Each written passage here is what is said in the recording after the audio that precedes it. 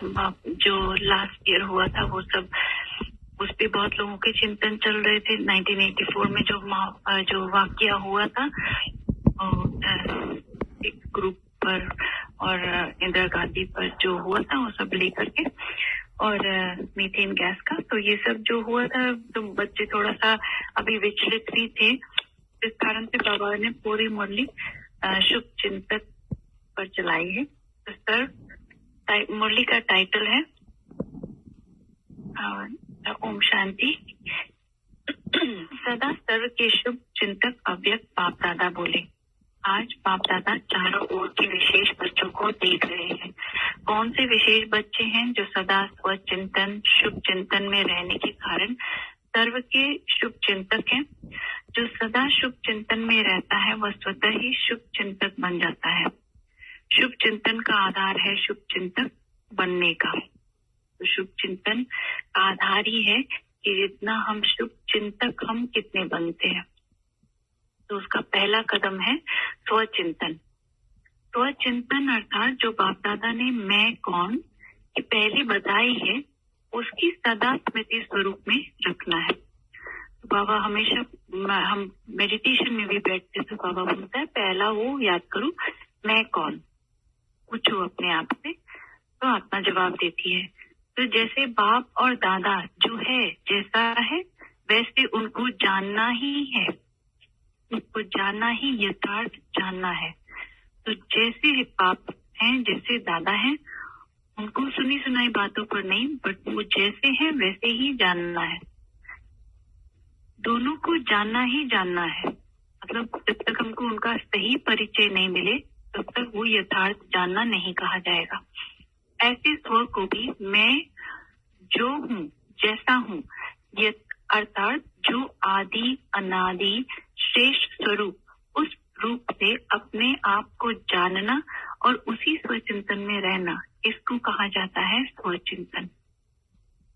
तो जो हूँ जैसा हूँ ऐसे तो हम बोल देते लौकिक में, पर इसमें हमको अपने अनादि और आदि दोनों स्वरूप में रहना है और उस रूप को जानने के फिर उस पर चिंतन करना है। तो उसको स्वचिंतन कहते हैं। मैं कमजोर हूँ, पुरुषार्थी हूँ, लेकिन सफलता स्वरूप नहीं हूँ, मायाजीत नहीं हूँ, यह सोचना स्वचिंतन नहीं। ठीक है। तो अभी बाबा ने बहुत अच्छे से एक्सप्लेन कर दिया कि हमको क्या सोचना है।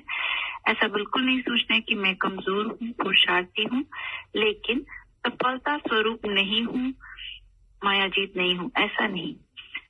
क्योंकि संगम युगी पुरुषोत्तम ब्राह्मण आत्मा अर्थात शक्तिशाली आत्मा, यह कमजोरी व पुरुषार्थहीन व ढीला पुरुषार्थ देह अभिमान की रचना है। स्व अर्थात आत्मा अभिमानी।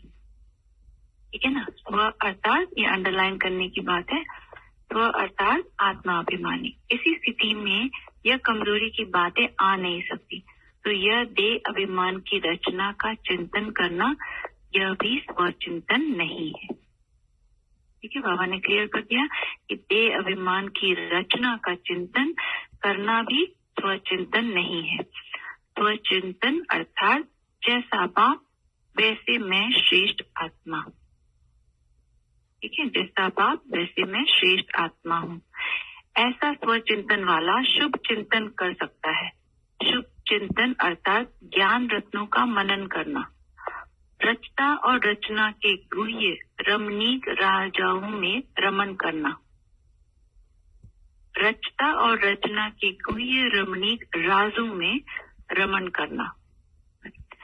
तो राज क्या है, कौन रचता है और कौन रचना है, और कैसे रचना हुई, कैसे रचता एक ही बार कल्प में एक बार 5000 साल बाद आता है और फिर से हमको पतित से पावन बनाता है। ये राज हो गया। एक है सिर्फ रिपीट करना, दूसरा है ज्ञान सागर की लहरों में लहराना, अर्थात ज्ञान खजाने के मालिक बने के नशे में रह सदा ज्ञान रत्नों से खेलते रहना।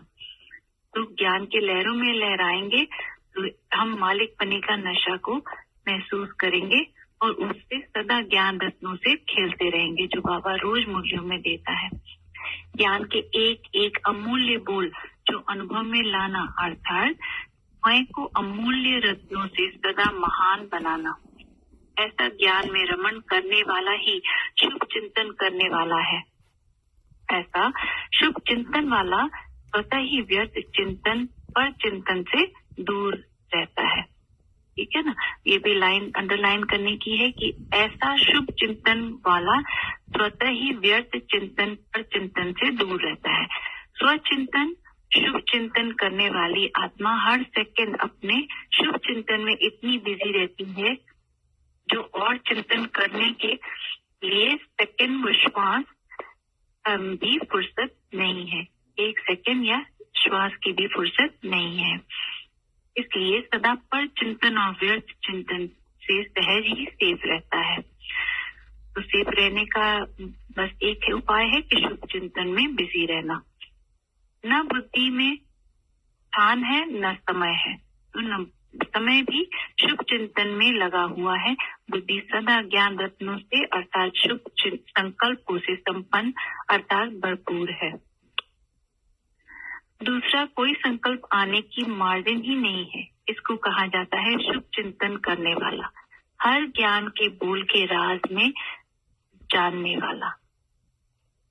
सिर्फ साज की मजे में रहने वाला नहीं, इस सुनने में अच्छा लग रहा है, साज माने संगीत, साज वहां से आया, उसके मजे में रहने वाला नहीं, साज अर्थात बोल के राज में जानने वाला।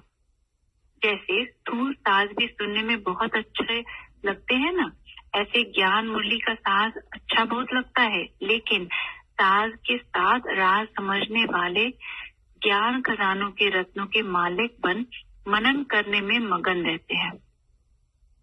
जब तक हम राज को समझेंगे नहीं तब तक हम ज्ञान खजानों के रत्नों से खेलेंगे नहीं, ना ही उसे मालिक बनेंगे। मगन स्थिति वाले के आगे कोई विघ्न आ नहीं सकता। ऐसा शुभ चिंतन करने वाले स्वतः ही सर्व के संपर्क में शुभ चिंतक बन जाता है। वह चिंतन फिर शुभ चिंतन, ऐसी आत्माएं शुभ चिंतक बन जाती हैं, क्योंकि जो स्वयं दिन रात शुभ चिंतन में रहते वो औरों के प्रति कभी भी ना अशुभ सोचते ना अशुभ देखते। शुभ चिंतन में रहने वाले, ये भी अंडरलाइन करने की बात है, औरों के प्रति कभी ना अशुभ सोचते ना अशुभ देखते। उनका निजी संस्कार व स्वभाव शुभ होने के कारण वृत्ति दृष्टि सर्व में शुभ देखने और सोचने की स्वतः ही आदत बन जाती है। इसलिए हर एक के प्रति शुभ चिंतक रहता है। किसी भी आत्मा का कमजोर संस्कार देखते हुए भी उस आत्मा के प्रति अशुभ व्यर्थ नहीं सोचेंगे। तो ये अपने लिए लेना है। आत्मा का कमजोर संस्कार देखते हुए भी उस आत्मा के प्रति अशुभ या व्यर्थ नहीं सोचेंगे, लेकिन ऐसे कमजोर आत्मा को सदा उमंग उल्लास के पंख दे शक्तिशाली बनाए ऊंचा उड़ाएंगे। सदा उस आत्मा के प्रति शुभ भावना शुभ कामना द्वारा सहयोगी बनेंगे। शुभ चिंतक अर्थात ना उम्मीदवार को उम्मीदवार बनाने वाला, ये अपने लिए टाइटल है।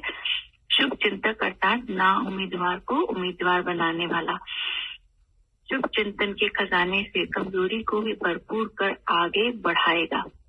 यह नहीं सोचेगा इसमें तो ज्ञान है ही नहीं, ये ज्ञान के पात्र नहीं, ये ज्ञान में चल नहीं सकते।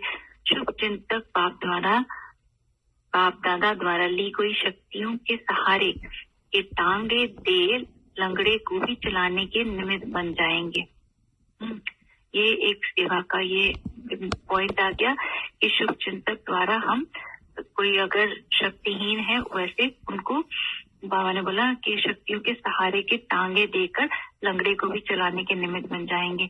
शुभ चिंतन आत्मा अपने शुभ चिंतक स्थिति द्वारा दिल शिकस्त आत्मा को दिल खुश मिठाई द्वारा उनको भी तंदुरुस्त बनाएगी। दिल खुश मिठाई खाते हो ना, बाबा पूछते हैं, तो दूसरे को खिलाने भी आती है ना। शुभ चिंतक आत्मा किसी की भी कमजोरी जानते हुए भी उस आत्मा की कमजोरी भुलाकर अपनी विशेषता की शक्ति की समर्थी दिलाते हुए उसको भी समर्थ बना देगी। किसी के प्रति घृणा दृष्टि नहीं, सदा गई हुई आत्मा को ऊंचा उड़ाने की दृष्टि होगी। सिर्फ स्वयं शुभ चिंतन में रहना व शक्तिशाली आत्मा बनना, यह भी फर्स्ट स्टेज नहीं, इसको भी शुभ चिंतक नहीं कहेंगे। शुभ चिंतक अर्थात अपने खजानों को मनसा द्वारा, वाचा द्वारा, अपने रूहानी संबंध संपर्क द्वारा अन्य आत्माओं प्रति सेवा में लगाना। तो अपने खजानों को मनसा, वाचा और संबंध संपर्क में अन्य आत्माओं के प्रति सेवा में लगाना। शुभ चिंतक बने हो, सदा वृत्ति शुभ, दृष्टि शुभ, तो दृष्टि भी श्रेष्ठ ब्राह्मणों के शुभ दिखाई देगी। वैसे भी साधारण रूप में कहा जाता है ना, शुभ बोलो। ब्राह्मण आत्माएं तो है ही शुभ जन्म वाली, तो शुभ समय पर जन्मे हो। ब्राह्मणों के जन्म की घड़ी अर्थात वेला शुभ है ना, क्योंकि ये संगम युग है, संगम वेला है।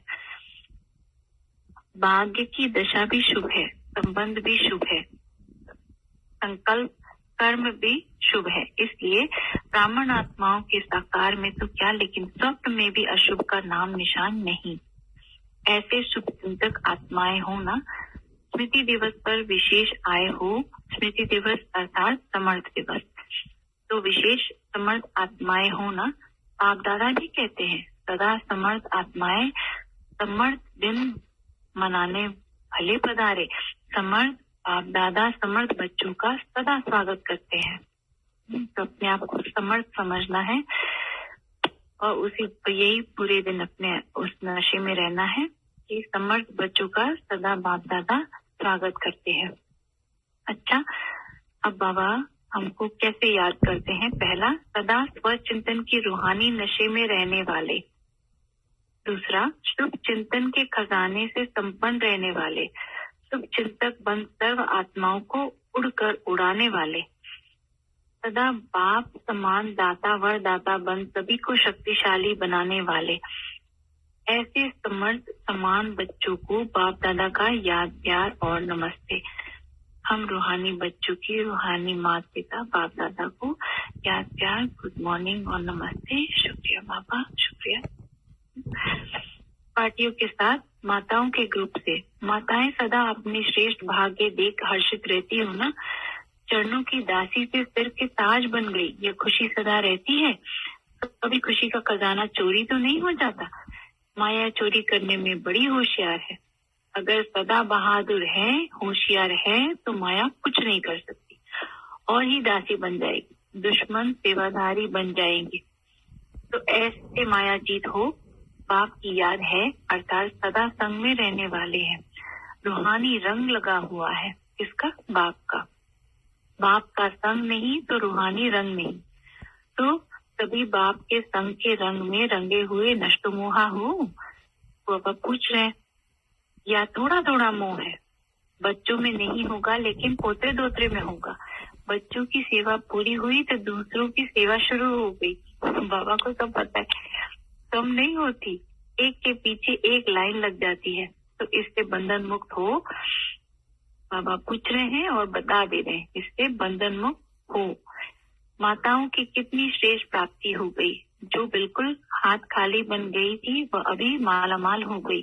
सब कुछ गवाया, अभी फिर से बाप द्वारा सर्व खजाने प्राप्त कर लिए। तो माताएं क्या से क्या बन गई? 4 दीवारों में रहने वाली विश्व का मालिक बन गई।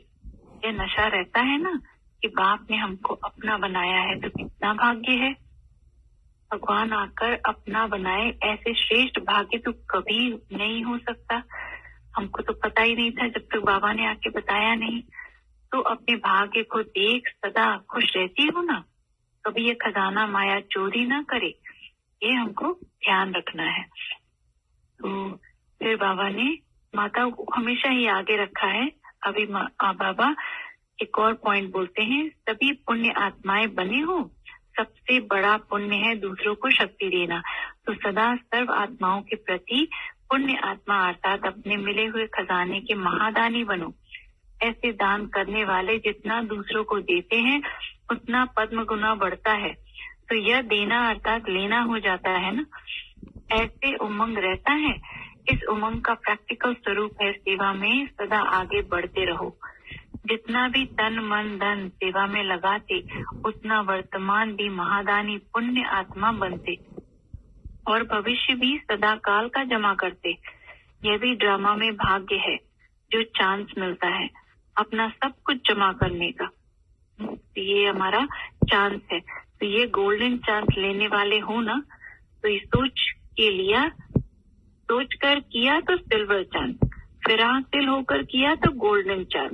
तो सब नंबर वार चांसलर बन गए हम। तो बाबा ने हमको बता दिया कि अभी हमको पुण्य आत्मा अर्थात महादानी कैसे बना है, क्योंकि हम एक देते हैं तो हमको उसका पदम गुना मिलता है। तो अभी जमा करने का टाइम है, तो चलो आज पूरे दिन जमा करेंगे। ये मुरलियाँ खत्म होती हैं। चांसलर बन गए, नंबर 1। हाँ, नंबर 1 चांसलर बन गए हम। थैंक यू आत्मा, thank you Baba, thank you.